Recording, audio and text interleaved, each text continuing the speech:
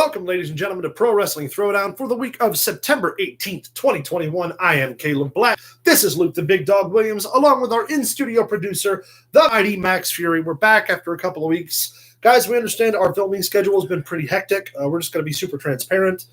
Between health issues, COVID issues, work issues and stuff, we're trying to keep our interactions with each other as best we can to keep everybody healthy, keep everybody safe, because we've all got outside jobs and outside families outside of this. So please, thank you so much for bearing with us over this hectic filming schedule. We're going to try to get back on a more regular basis, but if we don't, at least you can't say that we didn't tell you what's going on. That's right. Some days I just don't want to do it. Some days I don't like talking to y'all. He likes talking to you. I love talking to y'all. I like Don't wait for you. Fuck this guy. Can I say fuck? Is that allowed? Fuck it. All right, so to get the big part of the show out of the way, and it seems, well, first of all, before we get into the heavy stuff, Luke, how was your Sunday? It's the day after Saturday. It is the day after Saturday. It's also wrestling day. Max, how's your Sunday? Day before Monday. It is the day before Monday, but it's also Wrestling day. Wrestling day. What day is it? It's wrestling Day. That's right. All right, so back to the original part of this.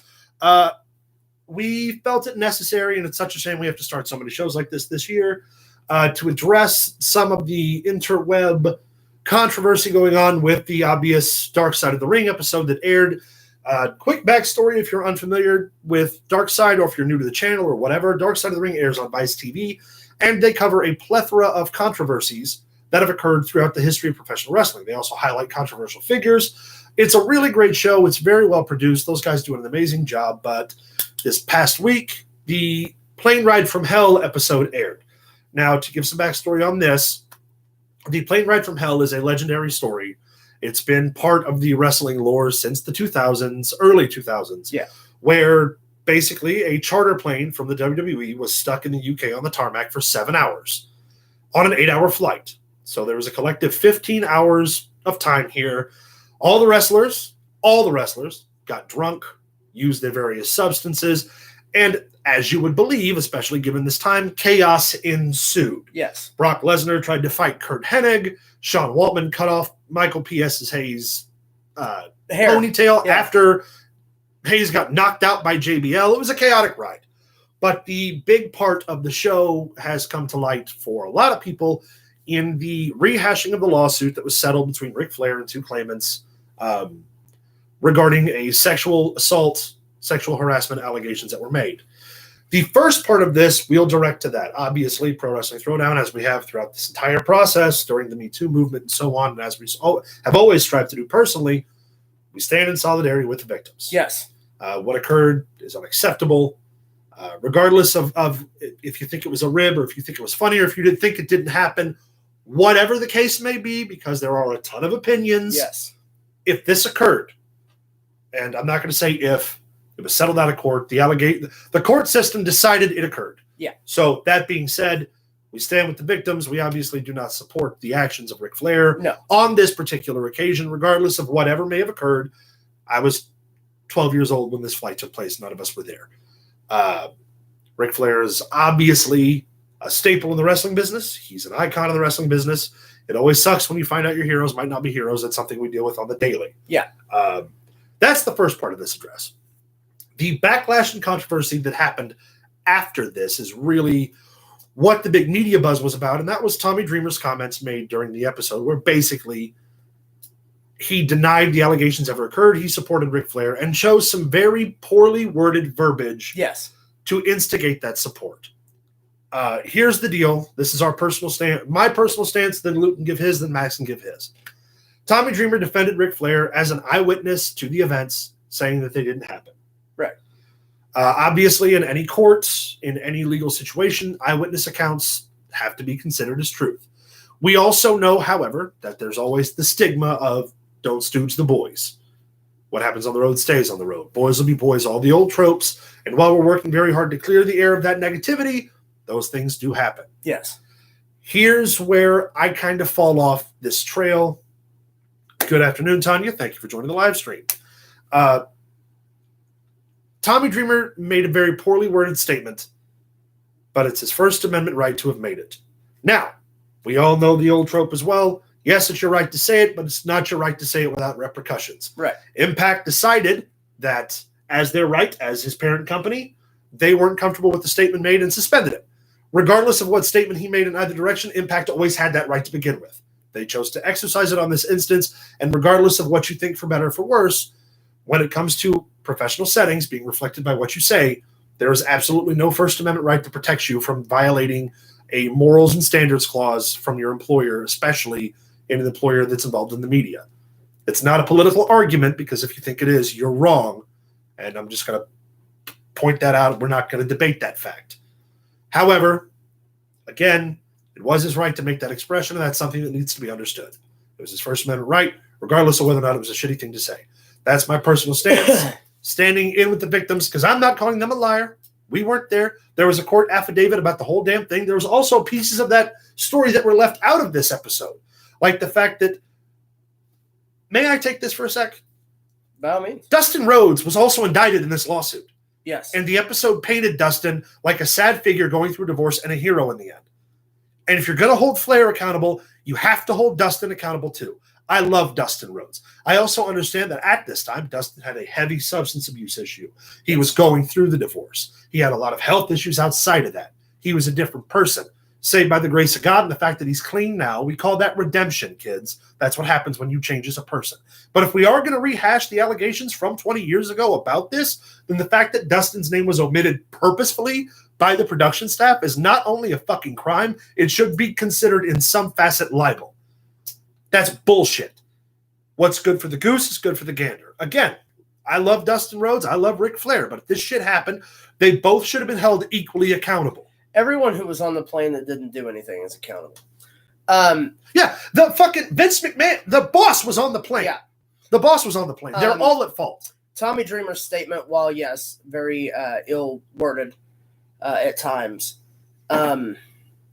we also don't, I mean, no one was there but the people who were there. Right. Tommy Dreamer saw Flair doing his robe thing with nothing underneath. He'd done that 1,000 times. There's a million stories. Right. So for him to have it thrown on over the him saying, well, it was a joke. It was this. Yeah. Well, so this was a constant rib for them. Flair would do this a lot on charter planes, on buses, especially on the buses with the boys. There are stories going back to the 70s where Flair would get drunk, naked, and strut for the boys when it was just the boys on the bus, and they laugh about it. Tommy Dreamer made a press release for Impact Wrestling. Yep. Said that, yes, while I misspoke or whatever, I never saw Ric Flair ever force himself on anybody. So basically you have either one, he's protecting the time-honored tradition of don't stooge on the boys. Boys are boys. Yeah. Or two, which is a shitty thing to have. Right, and then we've already said that. Like, again, we don't condone that either. Or he didn't see it. Right. If he didn't see it, then he was going off of his recollection of that night, him on the plane. You also got to remember this was 20 years ago. Right. Details get I don't remember things I did 6 months ago, concussions, let alone 20 years. Drug use, abuse. Also, real quick, tangering back to that, Tommy Dreamer having said that he didn't see it, Rob Van Dam fully said that he saw Ric Flair hold her up in the logging cabin and didn't say a fucking word about it for 20 years either. Yeah. So he's just as much at fault if you want to play the gatekeeping fucking silencing thing. Rob Van Dam did it too. Yeah. They're all guilty. Every single fucking person on that plane was guilty. Scott Hall included. Scott Hall, his testimony on the issue has been forever that he was drugged, and there were corroborating stories to that fact where plenty of guys who were on the road with him for years have said, we saw Scott get way more pilled out, way more coked up, way more drunk, and never did anything like that. Right. But that, whatever that H or GH or whatever the hell it is, was a very potent drug at the time. It's hard to remember what I did last week, too. Right. But Max, your take before we close up here. Facts are out there, sort of. Statements have been made. Statements, yeah. That's a really good way to put that. That's Statements really have been all made. We can know about it Right. at all is statements that were made. Like you said, we weren't there. yes. You know, I'm a wrestling fan. Yeah. Went through the courts. Courts decided what they just whatever. Yeah. It was just settled outside of court. I don't it's none of my business as far as I'm There concerned. was a monetary change. Yeah, there was a monetary exchange. Times were different. It was 20 years ago. Right. Well, Well, 20 years ago is so much more different than I'm not the kids today will ever even know. right. I'm not the same Times were person. so different. I'm I'm not- not glorifying. I'm not justifying anything. Right. I'm not saying it was okay, but a lot of that stuff was kind of Yeah. just normal back then. And if anybody had been forced to do anything against their will, that's obviously a not horrible okay. fucking thing. Yeah. Yeah. And anybody that knew about that is Equally as accountable. The business was in it. accountable. The business Any was in a further different than place. that, it's not really our business. Well, not even just Right. the business. Society was at a different place. Again, Right. not condoning that's it. what but- I mean. Society Yeah. in general was at a completely different And place. to use that as like a personal thing, 3 years ago, and this is common knowledge, I'm not fucking divulging anything. 3 years ago, I was knee deep in a bottle of whiskey every single day. I was looking for every reason to fight. I was in a really bad fucking place. I'm not that guy anymore, and that's just 3 years ago. So We all know my past. I'm not going to bring we it all up, change, but we all evolve, we all also Tommy Dreamer took accountability for what he said. yes. Flair has denied these allegations since they occurred. He didn't have to change his story legally. He's not obligated to change his story, Right. and frankly, he can't be persecuted if the story changes, which is kind of shitty. But that's the thing. He's Right. had the exact same story about the situation for 20 years. I'm sorry, but it's a shitty deal. Obviously, as we always have, Pro Wrestling Throwdown stands in solidarity with the sexual assault victims because regardless, even if Flair didn't make her touch his penis, let's just take that out of the equation. He still accosted a group of working women, the fact that he was walking around nude, and they were uncomfortable with it. Yeah, right. That's shitty enough as Right. it is. But for all of the guys who were on that plane who also were hooting and hollering and, Somebody should have Egging always him been on. like, "Hey, it's not just the boys here. who should Right? have You got to draw a line. who Right. should have hollered Right. it? The billionaire sitting in the front of the fucking plane who signs their checks. And Yeah. instead, he sent someone else to do his dirty work because he didn't want to get out of his fucking seat. So as far as I'm concerned, Vince McMahon is just as fucking guilty in this entire deal as it is. Because if they're your boys and they're your team and you're their fucking coach and you're letting them act that way, you can go fuck yourself. Yeah, I'm a little bit more heated about this than I thought I was. here's the thing. We've all heard the expression, "Not my chickens, not my farm." Yeah. They were his chickens. That was his farm. his farm. That is his farm. It was his chartered plane. Yep. It was, you're the boss of these guys. Now, I get it. People party. Yeah. And God, too, but to that thing, who's to say this isn't the first time Vince has been around the boys when they're rowdy? Vince has been doing Right. this since the 60s. Boys, back in the day, fucking the show closes up, they hit the bar, they did every drug, they partied their asses off. So Vince has a way, I'm sure he has an acute sense of tuning it the fuck out because let's be fair, in his mind, they're all adults. So I can see that to an extent. I'm not going to hold their hand. You know, I get you it. guys don't babysit me if I go out and get fucking hammered. But here's the deal. You're Like- also not accosting a woman exactly. in a group full of men. That's- to do something like that because you were drunk, we would step in and say something. Exactly. Yeah. That's a shitty thing to do. I'll reserve my following comment because either way, Pro Wrestling Throwdown stands with the victims. We don't support that. We've never condoned that. You can watch every single episode we've done anything on this. We ain't never done that. I'm gonna hop over here and read a comment real quick. Tanya writes, "It's called respecting the workers. He would have got a better chance of getting his snake touched if he'd been a gentleman. Just saying. You know what? You ain't wrong. Fair point. She ain't wrong. Fair point. You know, he is styling and profiling. I'm sure there could have been a woman somewhere around there who would have been about it, but he was an asshole. So that being said, that's all we're going to talk about this. We wanted to get it out of the way so we can get back to enjoying this Yes. because we haven't been here in 2 weeks.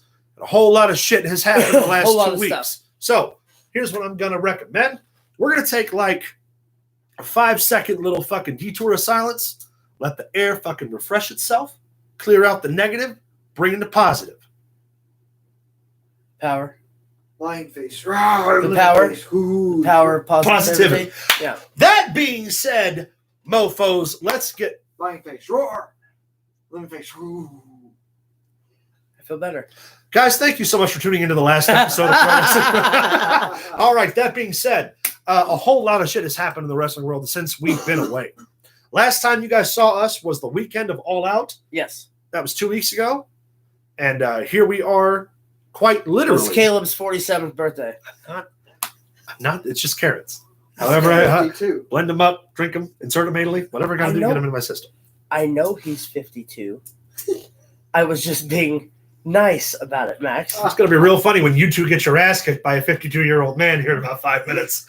All right, so You gonna bring He'll the get- dad over?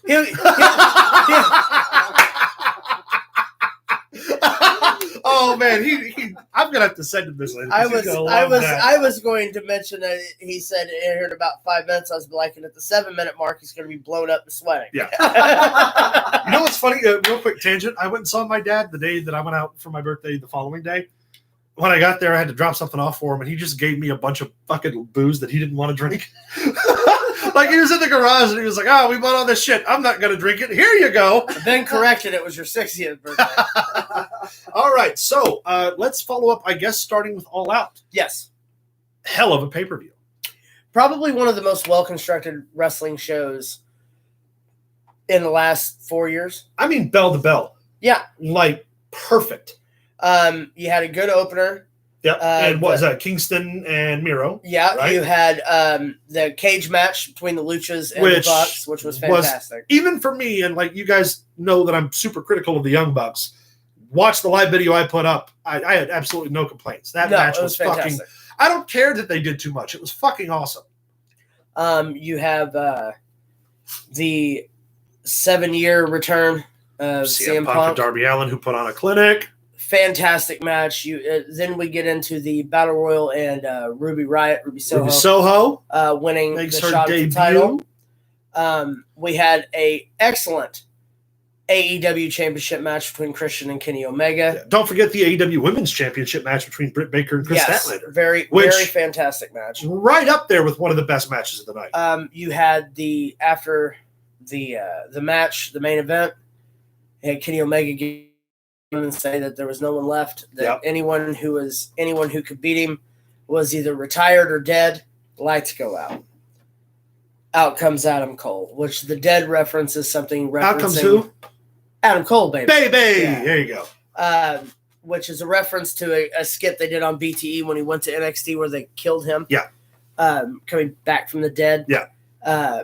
Super kicking Jungle Boy, which we all knew was going to happen. Yeah. We all knew he wasn't going to stand against the Elite. They get back on the microphone. Kenny Omega's like, okay, that's the show. Time to do the, what is his goodbye, good, what does he say? It's so long, bang, goodbye, and good night, or something like that, how he closes up his promos. And then out comes Daniel Bryan. Brian Danielson. Brian Danielson. Originally Brian Danielson. American back Dragon. to Brian Danielson. Outstanding. Here's the shitty part, is that we were all so exhausted that we stopped watching right before the main event as it aired live so we could all go to bed.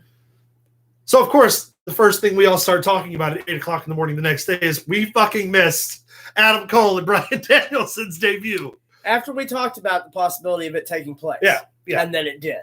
So good. And then, of course, the follow-up. We'll just do all of AEW in this segment. We'll get to the WWE stuff after this. The follow-up to that has already been amazing. Yeah. Punk came out 2 Wednesdays ago right after the pay-per-view, talking diving into the crowd, which was fantastic. Asking who's next. Him and Taz have an incredible exchange of words, which is great because Taz's skill on the mic is to be an antagonist. Yes. And Punk not feeding into it and like giving it back made a very like real feel moment to it. It really did. Adam Cole wrestled Kazarian last week, debuted immediately on TV in a fucking outstanding match. Adam Cole takes the W there. Yeah. Just bell to bell. And then, of course, Brian Danielson and Omega facing off when Brian comes out and he's like, do you guys think I can beat Kenny Omega? Because Kenny doesn't think I can beat Kenny Omega. Just incredible. AEW took its shot. They waited. They paced themselves. What I like was the interview that Danielson did right at the end of, I want to say the pay-per-view, where they asked him about the yes chant and if he was going to be allowed to do it. And he's like, well, the fans can do what they want. Right. He said, I necessarily can't. But the fans. But Whatever they and want. then you turn around and they do that almost the exact same interview with Adam Cole 24 hours later, and they're like, "Are you worried about the WWE and the Bebe thing?" And he said, "Tony Khan is now my boss, and he's got enough money. If you want to try something about it, try it." He said, "But it was mine before, and it's still mine." That's and right. I dug that. He's like, "I've got lawyers. Yeah. It's cool. So I'll say what I want." So we see the in-ring return of Punk. Yes. Then we see the in-ring debut, because it's not really, he never really left the ring, but the in-ring debut of Adam Cole. And the next week, we get the in-ring debut of Bryan Danielson and the first televised appearance for CM Punk in a wrestling match against Powerhouse Hobbs. I mean, as well as the Omega Danielson match is going to sell Non-title. Yeah, it's non-title, but you don't want to. I almost said it, but we're on YouTube and standards and practices. You don't want to shoot everything out too soon. Yeah, you do. Giggity. And they're also giving us Ruby Soho against Dr. Britt Baker for the AEW Women's Championship. They got 3 hours of programming this week, and they utilized all three of them. Yeah, all three of them. Not to mention whatever development matches they happen to have. We also got to see. We totally left out one of the best moments of the AEW pay-per-view. Minoru freaking Suzuki showing up. If you are unfamiliar with Minoru Suzuki, the best way I can explain this is he is one of the last true heels and a genuine Japanese wrestling legend. Yeah. And he just showed up out of nowhere to have him a little bit of fun with Moxley. Also, I think it also needs to be touched on that Chris Jericho and MJF tore the house down. Oh, yeah. Okay, so people were critical of the finish because, and this is kind of a cool argument. One side says, okay, if senior referee can reverse that decision, why hasn't he been doing so this whole time? However, the thing about it was that if no one was paying attention, he came out to break up the fight between Hager and Wardlow. So he was out there physically witnessing what happened. Yeah. They did that perfectly. It wasn't like he came from the back and was like, no. Because he was out around ringside and witnessed. Because then it sets the precedent. Well, if the senior referee's in the back watching the monitors, why isn't he doing that all the time? That's not the case. He saw it happen live. He left it up to left it up to Aubrey Edwards. Aubrey Edwards. I was going to call her her old ring name. Oh yeah, no, Aubrey Edwards. Yeah, but yeah, the reversal where you think MJF got it under, which honestly would have been a great finish too. Yeah, like MJF winning, but Chris Jericho having the foot of the rope, because you could have come back to that later. Yeah, but the reversal was just a great. It really was. It was a good finish. It was also, a strong match, strong card. The best Jericho's looked in a ring, just hitting every mark. Didn't have a misstep. You know, we've had some criticisms of his conditioning and things in previous matches, but this time he was just Y2J. When you bring in Adam Cole and you bring in Bryan Danielson and you bring in CM Punk, you kind of got to up your game. Yeah. Because you're no longer the legend that they build the company on. Yeah. You now have several names of Chris Jericho's stature, if not more relevant and bigger. Yeah. Yeah, that you have to change with the times. That's professional wrestling in a nutshell. It's movies, music. Yeah. It's like ECW coming around, and when they first come around was the shakeup. Yeah. This is a shakeup. Ladies and gentlemen, what's going to take place is we are in the presence of a war. This brewing. It's going to happen. It's brewing. It's going to happen. We've asked for it for years. Yep. We thought TNA had the cojones to do it. They didn't. They backed out. They came close to. They were stoking the fire a little bit, but they didn't quite get the competitive edge. They also didn't have Shad Khan money. No, because Shad Khan money is walking around. So much money that it's an intangible amount of money. New shoes money. That's all the shoes money. Yeah. I mean, if you watch BTE, you see the shoes that those boys buy. Oh, it's ridiculous. And they got kids. You know who else has kids? Heath Slater. Yeah. But Brock Lesnar don't give a damn about his kids. Christian Cage did come up short in his second victory against Omega. However, right after that weekend, this previous weekend, had an Impact title defense and won. Yeah, against Ace Austin. Which Ace Austin was a conflictory talent for me for a long time because I didn't quite get the gimmick. And I still don't quite get the gimmick, but goddamn, he's impressive. Reminds me of Gambit, but he doesn't have the Right, look. that's of the whole Gambit. point of it. I think is to mark off that character. Yeah. Ace Austin was unfortunately not able to take the strap from Christian, but then we get the Josh Alexander coming out in the stare down between him and Christian Cage. This is the guy you build Impact on. Put the belt on Alexander. Put it on him now. Look, some of y'all probably aren't Impact fans, and that's fine. Josh Alexander right now, pound for pound, actively is probably the best technical wrestler of his generation. If you're not an Impact fan, I would invite you, we all would here at Pro Wrestling Throwdown, to go back in our videos and find one labeled Taking an Impact. Yep. Our very first review. And I want you to listen to the show the way we described it, because the way we described it was accurate. It was funny, but it was accurate. Yeah. And then watch last week's episode of Impact and weigh the difference. Yeah. It is a completely different show with a completely different roster, and it's entertaining. They improved from that episode that we first reviewed. Yes. Every episode got better. Pandemic aside, because let's be fair. Yeah, there was a little while when we discussed we wasn't even going to talk about Impact on this show. But it's great. Josh Alexander and Christian's going to be fucking good. Oh, it's going to be so good. Speaking of Impact, Rhino re-signed. Yeah, another legend. Rhino's great. He's so not great. going anywhere for a while. Good. They didn't allow the details out, but they said that don't expect Rhino to go anywhere. Yeah. But he doesn't have to, because he's in Impact and they work with AEW and go wherever he wants. Right. He can go to Ring of Honor. He can go pop up to the Indies, which they've been doing. He could go down to the Piggly Wiggly and buy himself a half a pumpkin roll and a Diet Pepsi, and they nobody can do it. Do what he wants. I mean, in fairness, if you were going to stop me from buying a half a pumpkin roll and a Diet Pepsi, I'd fight you too. Well, Why turkey only half has. a pumpkin roll? We got to save Because the other half for they later. sell them in halves, man. It's cheaper that way. You buy 2 halves for cheaper than one big one. It's fact. It That happened. don't make no sense. 2 weekends ago, I went to the chain with the K, and I got we were looking at the pumpkin rolls, and the price of one pumpkin roll was almost double of what 2 would cost. It was ridiculous. So we bought 2 halves pumpkin roll. Fair enough. And I ate that son of a bitch, and it was tasty. I'm proud of you. Yeah. Ain't nothing wrong with a pumpkin roll. Rubbed it on my chest a little bit. So, I mean, needless to say, AEW's pulled up, Yes.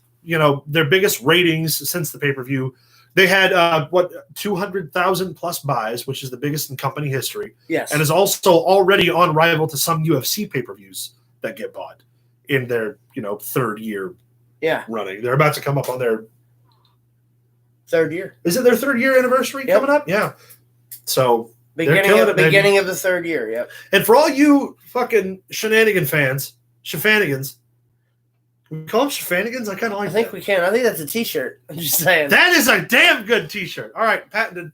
Pro Wrestling Throwdown, where copyrighted. you learn everything. All you shenanigans who are like, oh, AEW is not even on the same level of WWE. You're right.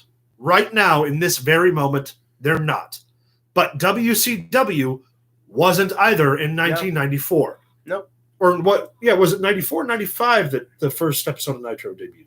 1994. 94. Yes. So neither were they. No, 95. You're correct. Yeah, March 95. Neither did they, but they had Hulk Hogan, and they had Lex Luger, and they had Sting, and they had Macho Man Randy Savage. Right. Fire up the circuit. And they all left for WWF. Get that. Put that cigarette out. He scared me. But this is the beginning. They're racking in the talent. They're keeping their hold on the national distribution of wrestling by working with the indies and one of the other major televised programs in America. They've got a cool logo. They got a great logo. Shame NXT ripped it off. Stop it. Oh, to make the shirts. Yes. Oh. You mean Cricket Cutter? Is that what it is? Cricket? Is that what they're called? Because that says circuit. Probably a typo.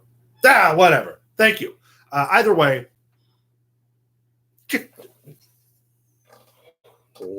Don't you bring the Barracuda into this. That's a throwback. Hi, Tony. How you doing? He's here. I brought him. He's been in the rafters. So now that we've kissed AEW's ass enough, do we want to talk about the other Not really, guys? no. Not really. Well, there's some good stuff that came out of the other. Well, Big E. Wait a minute. WWE champion. cashed in Florida. Money in the Bank, killer little perfect 2-minute match with Bobby Lashley. They pulled the trigger on Big E. Yes. Big E is Yes. your current reigning and defending WWE World Heavyweight Champion.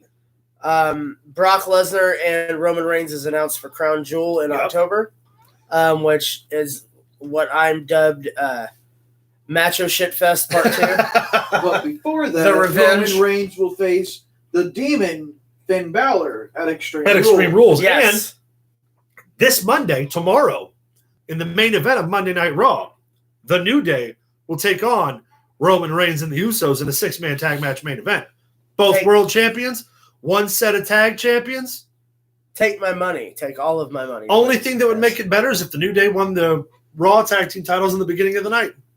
Which could happen. Which could happen. We don't know. I've seen the card. You seen the card? I didn't see nothing. I didn't see nothing. I almost made a really horrible joke. that might have got us in trouble. Uh-oh. I'm so glad you said something because I was about to say I ain't seen nothing kind of like. Ah! I Bad. apologize. It was ill-timed. Bad dog. Don't send me home. Don't send me home. Don't suspend me. Shit. Now you got it. I got it the first I time. didn't say it out loud. Oh my Lord. Gosh. Here comes the shenanigans. You must be dreaming. That's right. Enjoy it. Soak it in. Folks, Soak it in, motherfucker. Again, thank you for tuning in to the very last Yeah, episode right. of Wrestling Throwdown. Big E's It's not world- half as bad as my Eddie Guerrero joke that never made it. Yeah, there. no. Uncle Eddie. He was just Kevin Sullivan.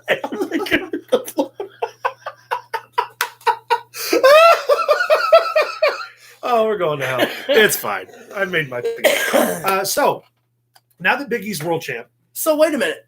Does Adam Cole? I've got a match idea. Adam Cole versus Tony Schiavone for the papers for Britt Baker. Hey, they did it with Dominic. It'll work. I'm trying to pull it together. Tony Schiavone versus Adam Cole in a Who Gets to Be Married to Britt Baker ladder match. I'm actually super down with that. I'd be okay with it. Yeah. Britt might not like it. So outside of Big E taking the title, and obviously we see I'm crying over here. SmackDown has been killing it with Roman and Heyman. Yes. I mean, just consistently, week in and week. But also, we got the rebranch of NXT this past week. Yeah, we did. And boy, was it psychedelic. Okay, first off, I'm going to be the one to speak on this because I feel like I have to. How on earth do you get the son of one half of the greatest WWE, WCW Also should tag mention teams that in the it's world? the son of the crazy one. Yeah, and it looks like a fucking brick shithouse. The dude is huge. Looks exactly like his father did in 1987. And do not give him the Steiner last name. It makes no sense to me. So, again, listening to a conversation on Busted Open, because I always cite my sources, the speculation is that it's because of WWE's ability to license the Steiner name. Because Steiner owns his own name. Both of them do. Yes. And they leased it for use in Impact, WWE, Ring of Honor, and NWA. They were able to get away with the Steiner thing, kind of like how Bubba Ray and Devon got away with their names. Because their last name is Reckensteiner. Right. WWE couldn't technically copyright it. Right. And then you also see, too, he's a second-generation guy. And I don't know how bunny ears work. And a lot of second-generation guys that we've seen have gone by different names as well. Bray Wyatt didn't have Rotunda in his name. No. Curtis Axel combined his dad and his grandfather's names. His dad and his mom's name. Yeah. Yeah. His mom's last name was McGillicuddy. It was a take on his mom's name rather than his dad's name. I'm just talking about, Curtis Axel. Oh, you're talking about Curtis. I was talking about when he come out as... from like the first season NXT. Yeah, when it was Michael McGillicuddy. Yeah, no. Yeah. Curtis Axel combined Kurt Hennig and Axe. And so I can see from that perspective, like, I don't want to be successful because my dad has a name, whatever. But like we talked about off camera, there should have been somebody in PR marketing who sat that kid down and been like, we understand that you want to make your own way. We understand that you're talented, and we don't want you to coast on your father's name. But your dad's last name means money. Holds value. Here's a giant bag of it. Take it. Shut the fuck up. Don't take any plane rides. No. My thing with that is they didn't give him the last name, but they let him come out in the singlet of his dad's. And they pushed it as he was who he was. Right. However, I just don't get it. There's so much money to be made. Yeah. And recycling Braun as a first name. It worked with Braun Strowman because that was the play on the fact that he was muscular. I understand, too, that also Braun Breaker is as well, but they just released Braun Strowman. Yeah. So could we have not found one iota of creativity that separated that long enough for fans to make a clear distinction? What if you're how much is an iota? Well, it's a little bit more than a Mike Chioda. So yeah, about there. Hey Max, huh? I'll tell you. Huh? Is that an X? Huh? It's more than an Excalibur, but less than a JR. Truth. It's kind of a half a Taz. I get you. That fat fucking half a Taz. So said Paul Heyman in 2007 about Samoa Joe. Good Lord. Yeah. Anyway, yes, wrestling is getting great. SmackDown. Yeah. Big E Raw's comes out, confronts Roman Reigns, tells him he'll see him at Survivor Series. Yeah. Which take all of my money again. Now, please. Here's the question though, and this is something that I want genuine opinions on.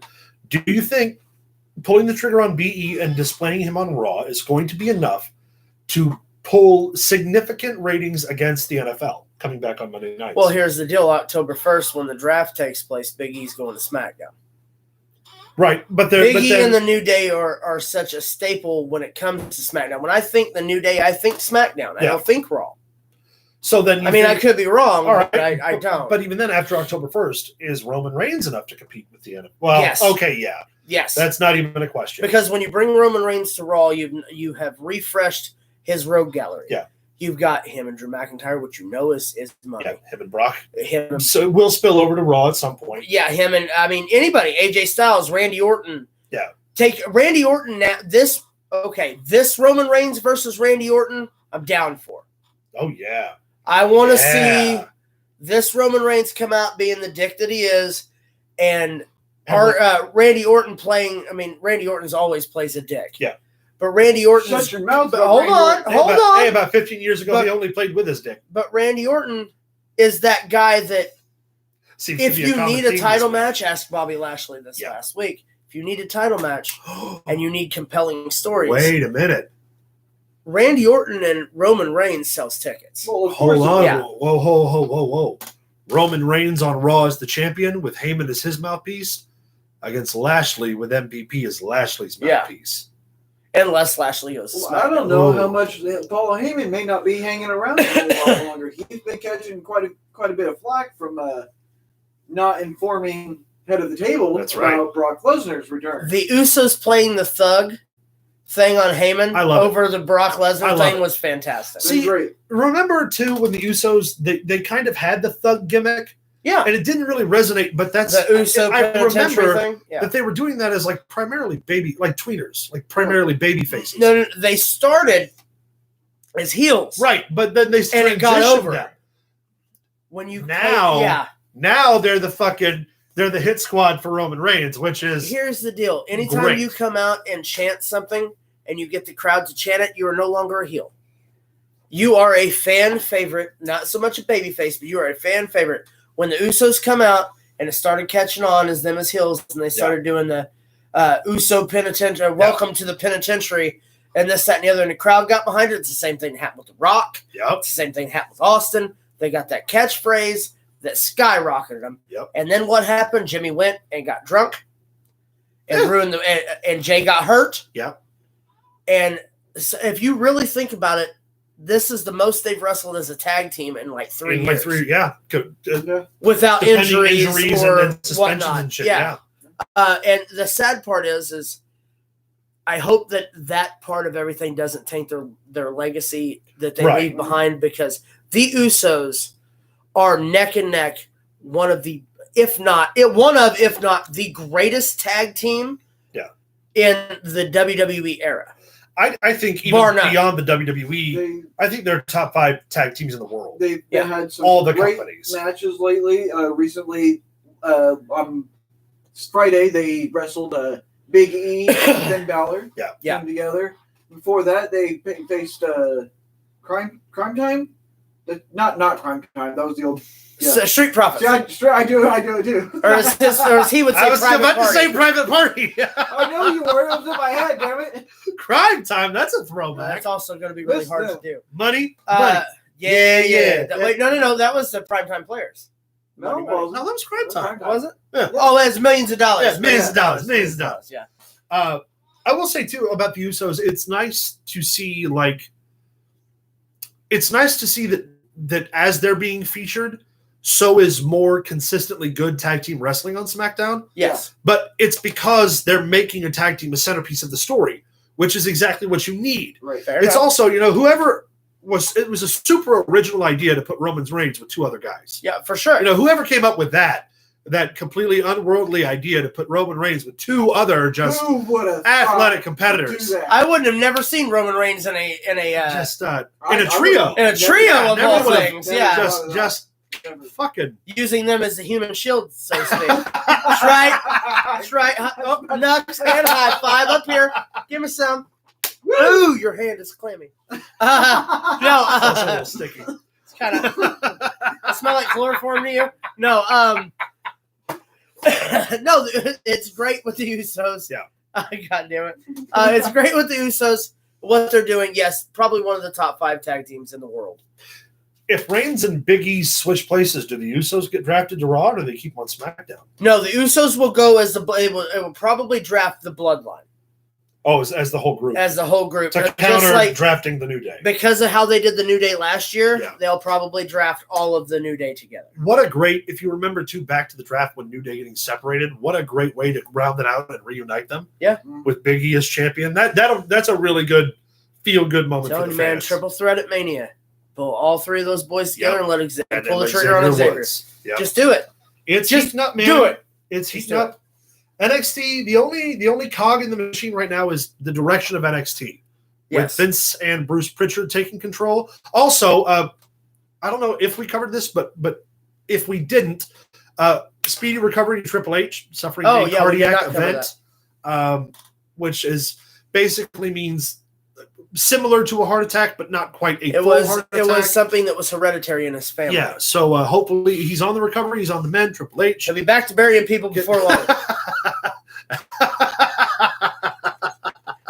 But who's he going to take a picture with like this? Because all the people that the new NXT wants are up here. They're no longer going to have property of the WWE shirts anymore. Nope, it's just going to say Vince McMahon bought and paid for my ass. Yeah. Who was that tall motherfucker from NXT? I cannot remember his name. The guy who wrestled in the tournament. I know who you're talking about, but I don't know the name. You know who he looked like? Lance Hoyt, circa 2005 and 6 when he was in TNA. Yeah. Like, that's who he reminded me of. Also, need to shout out Speedy Recovery if, in fact, that it's a legitimate injury to Samoa Joe. And on top of that, congratulations to the, what now is he, 3 or 4-time NXT? Only 2? Samoa Joe is the only 3-time NXT champion in NXT. 2-time NXT world champion, Tommaso Ciampa. Yep, new champ. The wedding between Loomis and whatever, when they were like, if anybody would have an objection, and he just lifted that jacket aside and had a hatchet, and everyone sat down and put their hands down. Fantastic. It's fantastic. Well, we've covered WWE. Yep. For the most part. Yep. We've covered AEW Impact as well. Ring of Honor just had its Death Before Dishonor and the Honor Rumble, which I hear in Ring of Honor that PCO's contract is coming up within the month. I would not be too surprised if he wouldn't be a perfect fit for the Dark Order as well. Oh, yeah, he'd be great. Also, he's a hand, and he's a journeyman and can do things. Before we pivot over, don't forget, Impact announced an all-female event partnering with the NWA. Nice. Because they just came off of their all-female event, so we're going to get another big all-women super show coming up next month. All for it. Yeah. Mickie James is really pulling hard to get the girls as much stage time as possible. But we've covered pretty much everything. Ring of Honor, like I said, just had the Honor Rumble. Vamp for 2 seconds. I got a message from my Bandito boss. is the Ring of Honor champion. Yep. I watched some of their syndicated show the other night, and I noticed that the entire opening for Ring of Honor is nothing but ex-WWE guys. Yeah. Punk, Brian, Joe, all of them are in the opening of Ring of Honor TV show. It wasn't bad. The syndication kind of pulls me out of it a little bit because you never know when it took place. But we've covered Ring of Honor. We've covered pretty much all of the business aspects. Yeah. So I think Is it time? it's about that time. Is it time? Is it Vader time? Vader time. Show people the Hammer Vader time? All right. That's right. I only switched in my chair. That's cool. All right, ladies and gentlemen. Well, you clamoring for it. You've been waiting for it. It's now time for our favorite segment on the show, and pretty much the only segment we still do. It's time for birthdays. Bullshit. Max, take it away. All right. I'm going to do something. Fuckers. I'm Why going would you to say that first. about a beautiful city? You mentioned that we hadn't talked about anything in history for a while. Yeah. So I actually came across something. I didn't look anything up. Did you so clean if it I up get afterward?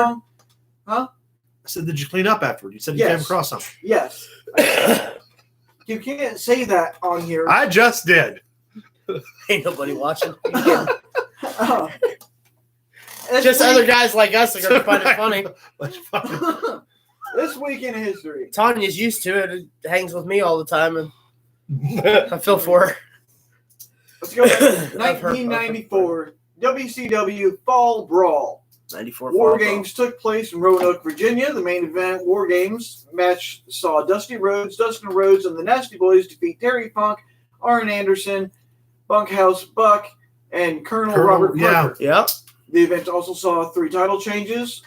Firstly, Steve Austin defeated Ricky Steamboat For the U.S. title. for the Fantastic WCW United match. States title, yes, Fantastic match. by countout. Yep. Immediately afterwards, Austin lost the belt to Hacksaw Jim Duggan. Yes. Johnny B. Bad also beat Lord Steven Regal to win the television title. Yep. In a I watched final this historic pay-per-view. moment, Yeah. Kevin Sullivan defeated Cactus Jack, which meant Jack had to leave WCW. Yep. He subsequently That's what moved to ECW, then WWE, and the rest is quite literally history. Yeah. If you're unfamiliar with that transition, Mick Foley went to ECW and cut promos against ECW and made it sound as though he still worked for WCW as a Yes. heel. Yes. One of the best runs of promos with the anti-hardcore and talking about how brilliant Eric Bischoff was, just fucking great. I love the T-shirt that he wore that said, "Forgive me, Uncle Eric." On Yeah. the back of it, which was great. Kane Dewey. Good, All yeah, it was right. a good pay-per-view. Everything was tasty. Vicious With that bastard. pay-per-view. All right, how about some birthdays? All right, How give about us some birthdays? Let's play the guessing game. All right. All right, I'm going to go back to September 11th. We have Paul Heyman. Celebrating a birthday. 58. 52. He turned 56. 56. On, let's see, the 12th, would have been birthday of Road Warrior Animal. We lost him yes. in 2020 He'd last have been year. 54? No, he'd have been older than that. Way older than He that. was born in 1960, so that would have made him 61. Yeah. Let's see. On the 13th, Angelina Love. 39. She turned Ooh, well, yeah. Yeah. I was going to guess older, Close, so I was close. wrong. along with Baron Corbin. 37. Happy Corbin, I guess we should Yeah. call him now. Yeah. Turned 37. Hey! Yeah, umpire. On the 14th, Penelope Ford. Yeah, she is. Karen 28?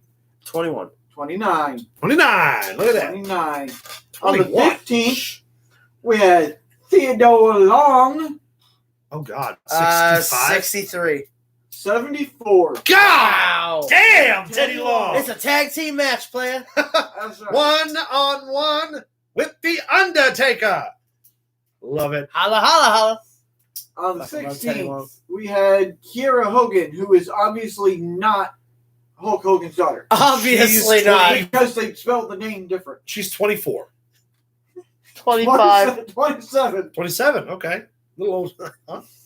And On the 17th. Oh my God. Was a birthday. We didn't have to say anything. James E. Cornette. James E. Cornette turned 60 years old yesterday. 87 years old. He is 60 years of age. He is the leader of the cult of Cornette and my liege. Is he Kira Hogan's grandpappy? Is that how we're going here? God damn it. We're going to talk about that after this is over. Yeah, because That's good shit. I picked up on it. I'm smelling what you're stepping in. on the 19th, that's today. Gerald Briscoe. Right on. Birthday. 89 years old. Oh, Gerald Briscoe is... I'm kidding, he's like 73. 67? 75. 75, damn. 75. And then on... Sorry, James Cornette turned 62 days ago. Yeah. Tomorrow, on the 3 days 20th, ago. Arn Anderson has a birthday. 69? 64. 63, his hand is 60. Oh, wow. I thought he was well, yeah, I guess it makes sense because he wasn't What about, happens with the arthritis and things. he was about 10 years younger than to Flair. age faster than the rest of your body. That's exactly Arn Anderson's like 10 years younger than Ric Flair. See, also about $1 million Greg richer. the Hammer Valentine. He's such a dick. Greg the Hammer Valentine was such a dick in person. Yeah, him and Brutus Beefcake are the two biggest. 74. in wrestling. I'm going to say 71. And even 70. And even so, About right. happy birthday, I guess. Also, He Florida looks like birthday. the grandma who does the has the bleach blonde hair that goes out on Saturday nights thinking that she's still the shit. He looks That's like the old Greg lady in Valentine. Walmart who there's definitely a video of asking for the manager. Yes. Like 100%. 100% Karen territory. Berating children for running or something stupid. Also sharing that birthday on the 20th. Don't put it out with your Kavita mouth, Debbie. man. Don't tell me my business, devil woman. Call the fire department. What was the name? Kavita Debbie. I think that's how you say it. Kavita DeVito. 22 years old. 35. Wow. She that's not is the one with, I'm she's with NXT. She was the first woman from India. Kali's. Oh, the Kali protege. Okay. I thought she was younger. Yeah, she turned 35. Kavita DeVito. I mean, Will. 35 looks good on her, but still. Along with Ethan Page, Ethan Just Page, turned 32. 33. will turn 32. 32. On the 21st, Ricky Morton has a birthday. 174 years old. 66. No, 69. I'm going with 174. No, he's 65. 65. Oh, close.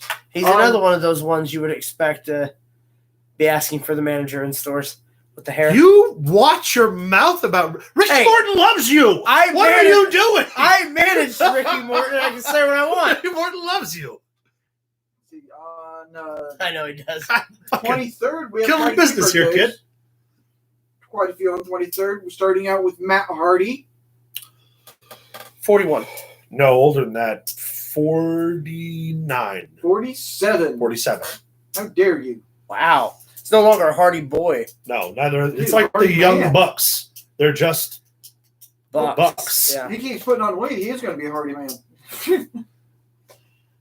Bad joke, I know. I liked it. I'm glad somebody did. Still going over the Kira Carry Hogan. that bird, I'm you still going over the bastard. Kira Hogan joke in my head, so we're good. we will cross that bridge on another time. We will cross that rope bridge and then take the other half of that with us. Sharing birthdays with Matt Hardy. Be starting with Kairi Sane, Kairi Sane. She's 39. 28 years old. 33. 33. Oh, I thought she was older. Also- Oh, I was thinking of Asuka. Damn. Yeah. Also, Angel Garza. Did you know that he's Oh. cousins with Humberto Humberto Carrillo. Carrillo? Is he even still employed there? Yes. Is he really? Yes. What the fuck's he been on TV? 205 Live. Oh, gosh. I'm gonna say He's in his 30s. He's got to be 34. 31. 29. Wow. Yes, he will be 29. Wow. He looks old. Good for him. In the wrestling business, trust me, that's a fucking gift to have. Yeah. Still yeah. a couple more sharing that birthday with Stephanie McMahon. Carriage House. I don't care how old she is. She's not quite 50 yet, I She's don't 45. think. 48. 45 45 years on the old nose. will be Stephanie McMahon on the 23rd. Yeah. And her tits are only 13. Actually, no, they're her original one. She had those implants taken out. But that doesn't really, Do we remember well, no, she had a reduction on the implants. she can have whatever once you put them reduction in, she they're- wants. yeah. Put it in a pot and stir it up. I don't give a shit what she do. She's Carriage Happy House. birthday. Also, Shane Thorne. My apologies for anyone who might be offended about Shane the Thorne. Shane Thorne, the NXT guy. I don't know much about him, so I'm going to guess 32. 33. 36. 36. Sorry, a little older than that. Birthday. Oh, that's And also- T-Bag's buddy. What do they call him? Shane Thorne played. Oh, was he in Retribution? Yeah, he was Slapjack. Oh, okay. I didn't know that. Yeah. Also on the 23rd, we have Sonya Deville rounds out that day. She's a 32. little older. She's in her 30s. I'm going to say 34. She's only going to be 28 years young. Wow. Good for her. Excellent work. Okay, that Keep up the good work, Sonya. We appreciate Yeah, you. you do. covers most of my wrestling Next time somebody birthdays. tries to come in your house, just punch him in the throat. But Punch him in the I do groin. have to shout out Yes. to our boy, Sean Campbell. And a fight. Local boy, wrestles with Fight Underground, and I don't really know where else. I actually sent him a message requesting some highlights and stuff to talk about. Everywhere He never right now. got That back kid's to me. blowing up. Yeah. So I don't know. I know he had a birthday. Yep. I'm assuming he's in his mid-20s, early 20s. Yes. Seems like a young kid. Also, he's got going to some get talent. he's going to get the distinct The task fight on of his the life. 28th of October when he takes on. Go ahead. Davey fucking Richards. At Anna Fights 1 year, the dance, That's which is right. October 28th, Anna, Illinois. Also featured on that card, real quick, is M-Dog 20 Matt Cross taking on Everett Connors. Everett Connors. Larry D from Impact will be in the house. There's also going to be a Larry seminar. D's going to wrestle the Merc with the mane. That's right. There's going to be a seminar that day if you're an interested party in professional wrestling, or if you are a professional wrestler, or if you just want to see if you can fucking get in there and run with the boys. The seminar information is on our Facebook page, Anna Yes. Fight Underground. Check that out. Trust me, if you want to learn, now's the time to do it. We've also got Atticus Cougar in the house against Madman Pondo. First time ever. First time ever. Another one of the first time ever matches that Anna Fight Underground is bringing to you live, because that's what we do also. My personal favorite, Ty Blade takes on the Carver, Yeah, buddy. which is a match that I'm it's gonna be excited so for. good. Love There's the car. tainted love involved there. That's right. Lots of it. You're probably going to see some other announcements coming along. We're not going to give you the whole card, but October 28th, Anna Fight Underground Quick Skating Ring also will be there as the commentary and broadcasting team. Max, Luke, me will be there. Come see us. We'll be working that night, That's baby. right. Anna Fight Come say Underground, October All right, 28th, boys. Quick Skating Ring, Anna, Illinois. How about some bullshit? I always fan of your bullshit. Do we not have celebrity birthdays? I don't know. I don't No? know how much more bullshit this broadcast Before I could take. get real deep into the bullshit, though, I need to address The murky It's- waters. fairly serious issue that I've noticed. Oh no.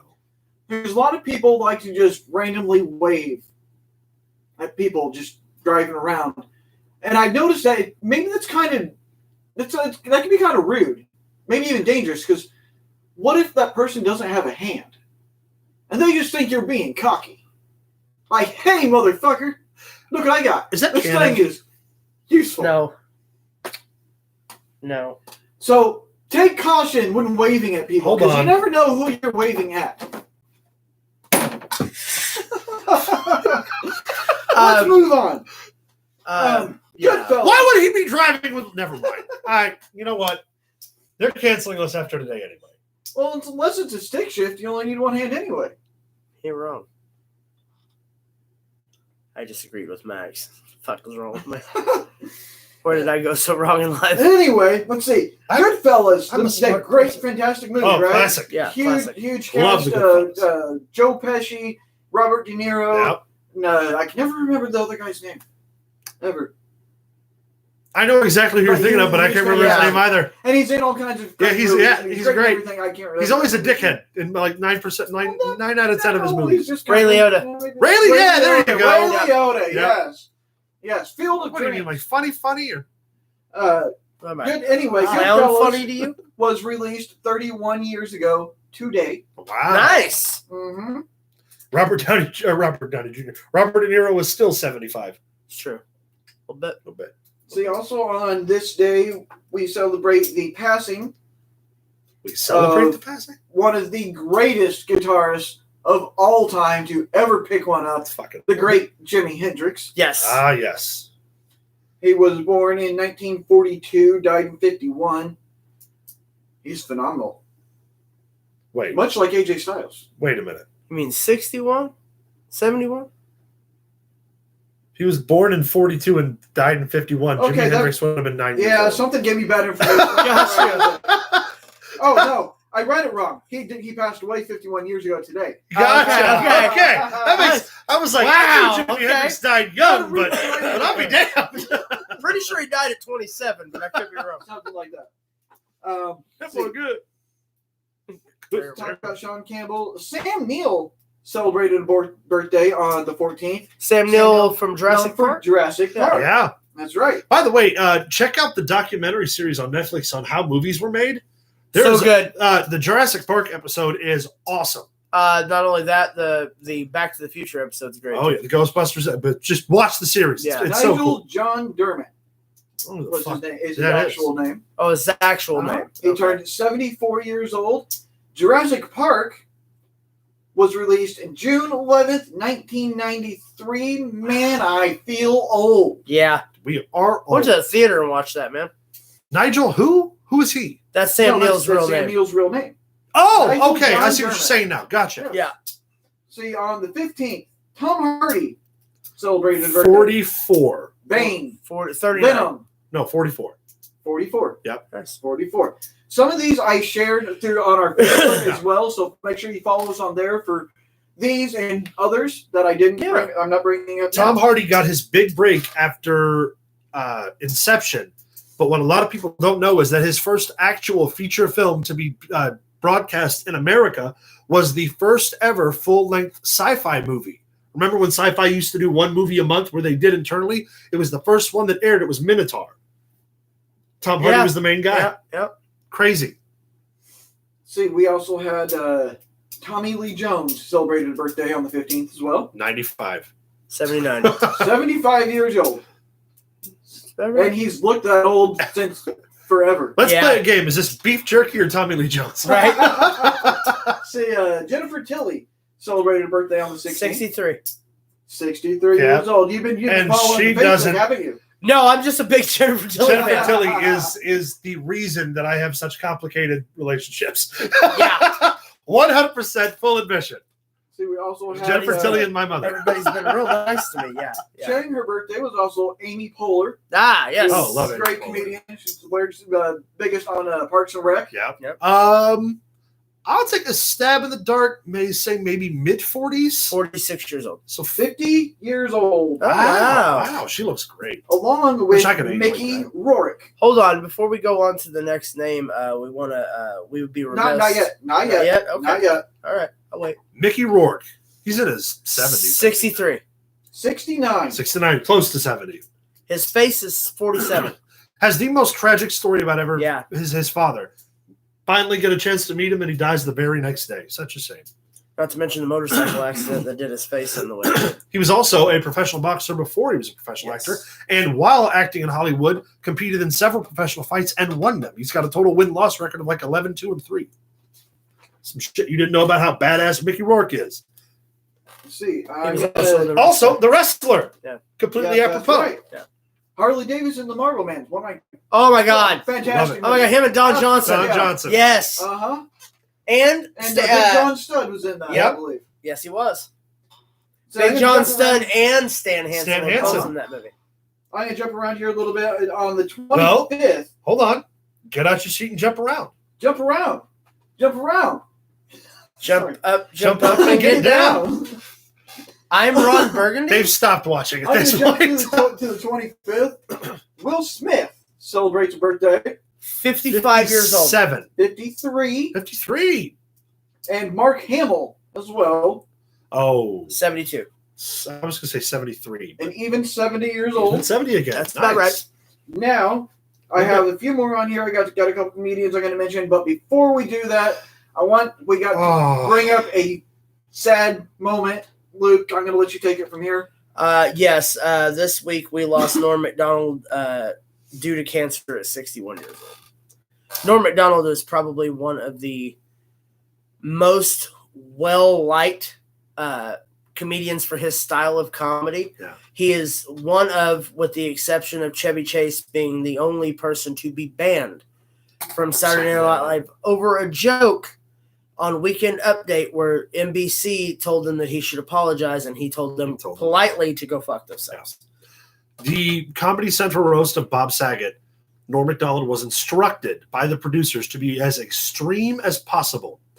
And as an affront to that and being told how to write his comedy, did nothing but corny and out-of-date jokes that were not offensive in any way, shape, or form. He didn't swear. He didn't make any dirty anecdotes.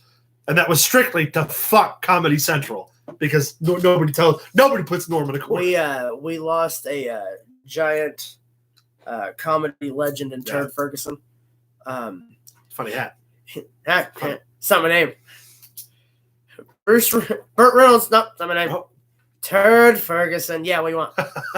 Fantastic. Classic. Also, his movies, his spots in Billy Madison. Yeah. Dirty Work. Yeah. One of my personal favorites Norm Macdonald was in was his turn as the bartender in Deuce Bigalow. Deuce Bigalow. Yeah. You drink this, you owe me $11, or I'm going to take this swizzle stick? Shove it up your pee hole. Fantastic. And also, if you've never seen it before, you need to Google or YouTube rather, whatever medium you so the kids choose, are doing nowadays. The Norm Macdonald moth joke. It's a joke he tells on it's a joke he tells on Conan O'Brien. It's 4 minutes long, and I promise you, it is worth every single second. Norm Macdonald was a genius. Outstanding. Rest in peace, sir. Terrible loss that we had. In the comedy Cancer's a bitch, dog. Let's lighten things up a little bit. Got some more birthdays here. Today is also the birthday of Jeremy Irons. Jeremy Irons. The voice of Scar. Yeah. Disney's Lion King. Alfred was also in Man in the Iron Mask. Fantastic. Mm-hmm. As was he Porthos? No. Athos? No, he was I can't remember.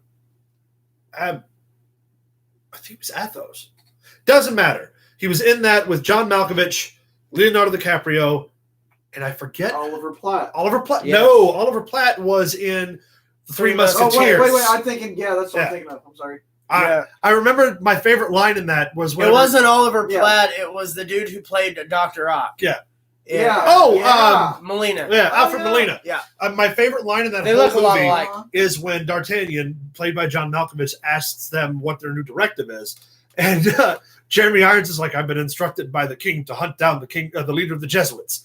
And he's like, do you know who it is? And he's like, I am the leader of the Jesuits. Outstanding. Which is funny because he actually played Batman's butler. Yes, Alfred at once. 73? 74? 76. I can't remember which one it was. No, age. 73, yes. 73, yeah. Yeah. Love Jeremy Irons. Also, one of the best voices. Tom Felton. Draco Malfoy. He is, hold on, I know this. 32 years old. No, he is 35 years old. He will be 34 years old on the 22nd. Okay. Along with... Because it goes in age. I know that Emma Watson is my age, and then Daniel Radcliffe is a year older than her, and then Rupert Grint and Tom Felton are the same age. Oh, you're not a big geek or anything. I don't right now. Oh. I was in love with Emma Watson as a kid. I bet your vampire sparkle. Fuck Tom you. Felton, he gets to share his birthday with none other than Joan Jett. Ooh. 73 years old. Ooh. 63 and looking fine as ever. Wow, just 60? I thought she was in her 70s. I was going to say late 60s, so. Mm-hmm. Also, she loves rock and roll, you know. I've heard that once in a bar when I was 17. Yeah, she loves rock and roll. Yeah. Also today, would have been celebrating birthday the great Adam West. You know exactly what I just thought. Nobody messes with Adam Wee. No one messes with Adam Wee. If I do this, will you stop stealing my water? Lost him in 2017. I fucking love Adam West. One of the best Batmans ever. The best Batman. Getting to share his birthday is another great comedian, Jimmy Fallon. Jimmy Fallon is 43 years old. 47 years old today. Wow. Now I feel you remember earlier you said you feel old with Jurassic Park? Yeah. I feel fucking old. Love Fallon. Now let's round this out with maybe my two favorites on here. The great Bill Murray and none other than Stephen King himself. Bill Murray. Bill Murray 76. 75. Stephen King 78. 72. Bill Murray is 71. Oh, damn. Or will be. I And overshot that Stephen by a King lot. will turn 74. Shot that over by a lot. Wow, I thought By a Stephen King was lot, older. yeah. I That's did crazy. too. Good for him. Good for Stephen King. I'm looking to make See if sure we have any that, last minute announcements. Did I does not mention look Molly like it. Shannon? No. No, you didn't. Molly Shannon on the 16th as well. You know when she gets nervous? She puts her hands in her armpits and she smells them like that. You know, I Molly like Molly Shannon, but every character she It's plays the same character. is just embarrassment. You know Like what the best character she Yeah. ever played was? you're about to say the date in Santa Claus 2, aren't you? No, but that No, was really? great. I loved it. No, best role she ever Talladega had. Nights. Talladega Nights. So she's like, Can you "My feel brains- the my brains running up my leg? Happy birthday. With all due respect, I'm gonna rat's ass what you think. You can't just talk to people like that. I sure as shit can. I said with all due respect, Sure shit does. I'm a winner. I got to top of your bull, Chip.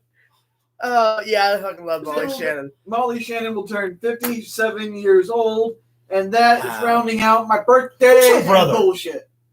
Who's her brother? Her brother's an actor, too. Oh, I have no idea. I don't know.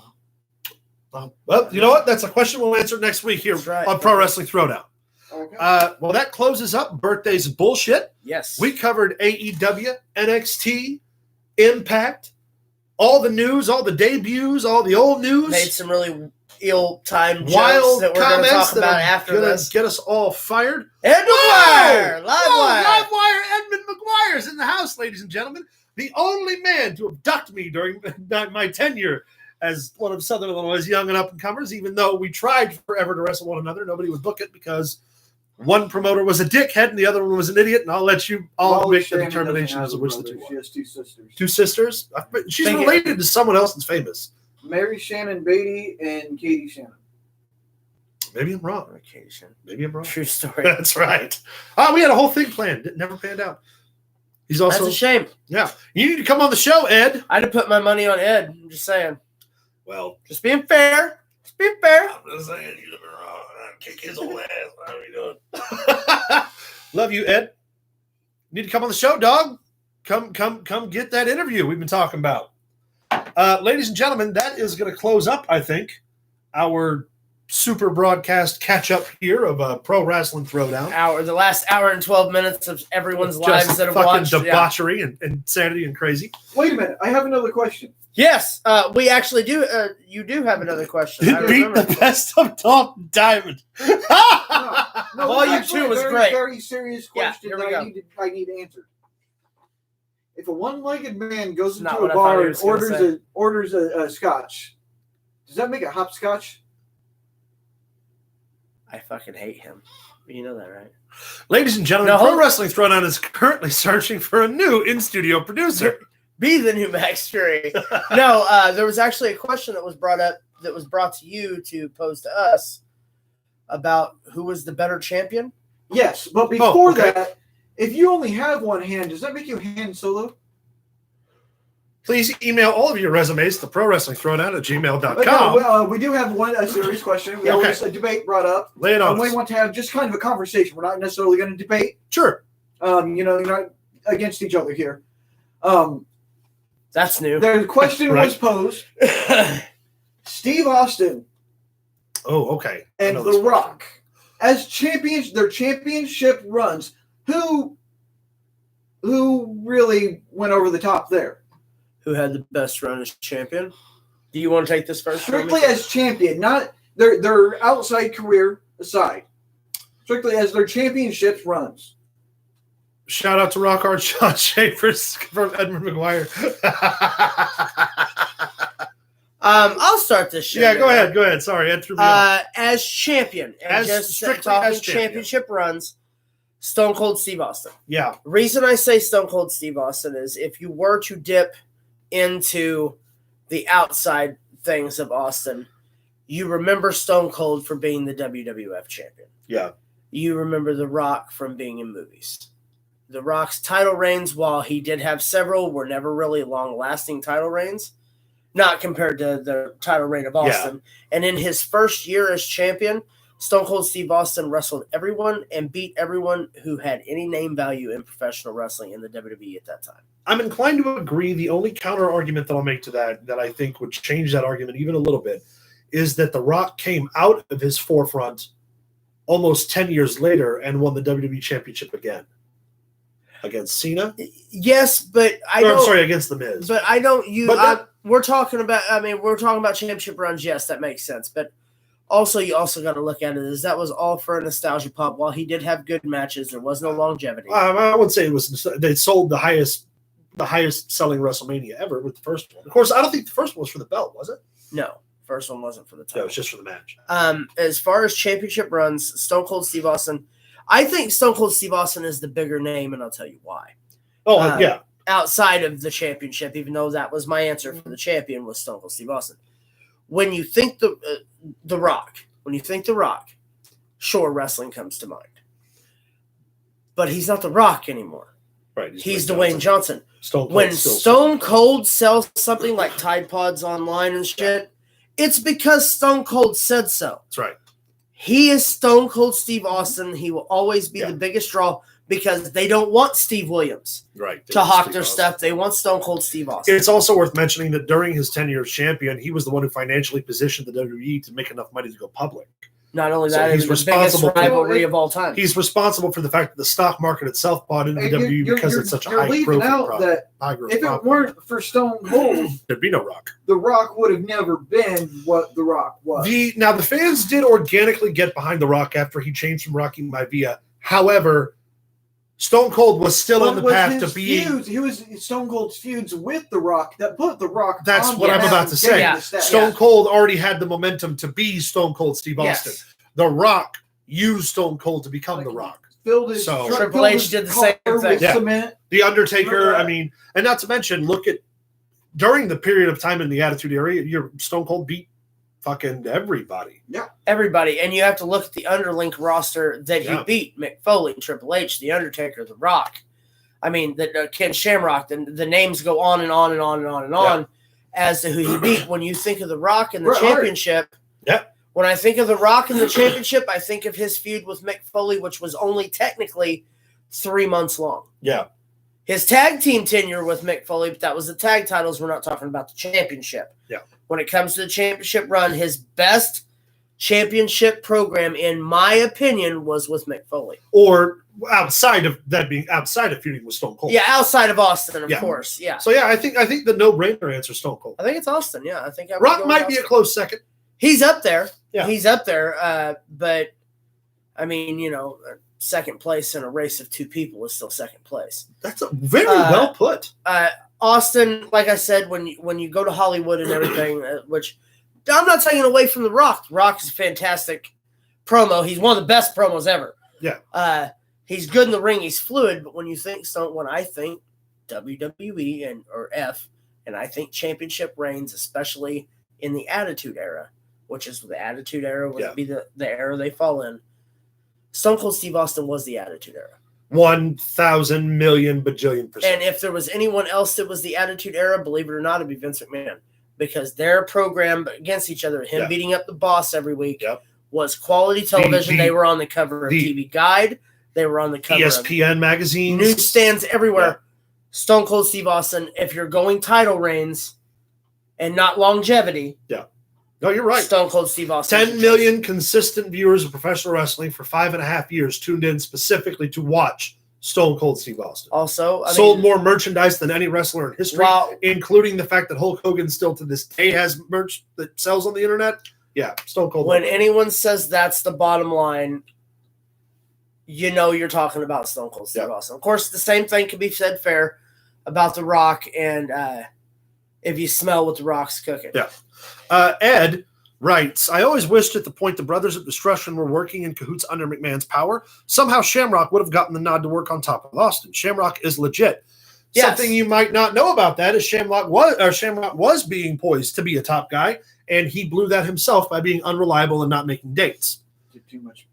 He was. Kenny's Vince McMahon very highly wanted Ken Shamrock because of his legitimacy to be the world champion. But Shamrock kept no showing, showing up late, not having very good decorum. Yes. Then he was given a second chance, and right before they were going to pull the trigger, decided he was going to leave for the company, the upstart company that would eventually become the UFC. He was also That's all detailed in Under the Black Hat, Jim Ross's book. Find it on Amazon. He was also the inaugural NWA champion. That's right. For TNA. Yes. But yeah, Stone Cold Steve Austin. Yeah, it's got to be Austin. That's got to be. Or as Jim Ross would say, Stone Cold. Stone Cold.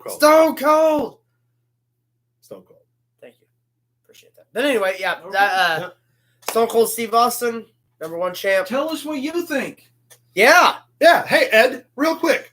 We'll vamp for a second. Edmund Livewire McGuire, a veteran of the professional wrestling business. Who do you think was a better champion? Oh, that's who that's on his? Yeah. All right. Bro. How you doing, Ed? Ed and I talk every day. Every day. Who do you think? He used to bring me flowers, but he's at my home. I miss watching you wrestle. Who do you think is the best world champion between Stone Cold Steve Austin and The Rock, and why do you think that? While we give Edmund time to answer this question, I'll go ahead and do our plugs. Make sure to follow us on Twitter at Pro Wrestling TD. Yes, sir. Between Rock and Austin. Championship runs only. Yeah. Yeah. Follow us on Facebook if you don't already at facebook.com/Pro Wrestling Throwdown and our mutual accounts. You can find us at Yahoo. I'm sorry. You can find us via email. We don't have a Yahoo. I know. I was trying to say email. You can find us via email at prowrestlingthrowdown@gmail.com. Don't forget to like, subscribe to our channel. Please share these videos as they pop into your feed. Leave us feedback, please. And if you have anything that you want to hear us discuss, as always, we are always receptive to those. Don't forget about Pinterest. We're on Pinterest, right? No, on Pinterest? I'm on Pinterest. And I can't think of any reason why we should. I'm on Pinterest, but that's for a totally different thing. Oh, sorry. What the hell is Pinterest? Don't go there. Don't go to Pinterest. We don't have one of those. No. What the hell is? We also don't have an OnlyFans either. Not together. Don't be weird. We'd never do that. Ever. Damn you! You beat me to it. No. It's All right. It's all love. Yeah. Be sure to leave us comments, questions, blah, blah, blah. As always, thank you guys so much for your support. Thank you for weathering this storm with us throughout the sicknesses and the familial obligations and work and all the bullshit. And all the bullshit that life throws at us. We try as consistently as possible to at least update you guys and produce content. Unfortunately, this season has just not lent itself to that. But there's tons of it on Facebook. Always follow us there. Yeah. Please tune in. And Yes. we're gonna try to do better to be more engaging in our other mutual accounts. Like I said, it all just reflects. All right, so before we close up, we're going to answer this question with Edmund's answer. Stone Cold, because of the longevity and widespread interest in the storyline, as well as it felt as though he faced legit threats. Rock had shorter reigns. Correct. Everything we just said. So Thank you very much, Ed, for your input.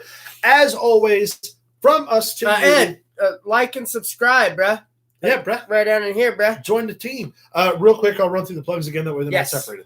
Find us via email at prowrestlingthrowdown@gmail.com. Follow us on Twitter at prowrestlingtd. Find us on Facebook at facebook.com/prowrestlingthrowdown. As always, from us to you, keep it in the ring. You forgot about Pinterest. I don't have a fucking Pinterest, Max. Now I am.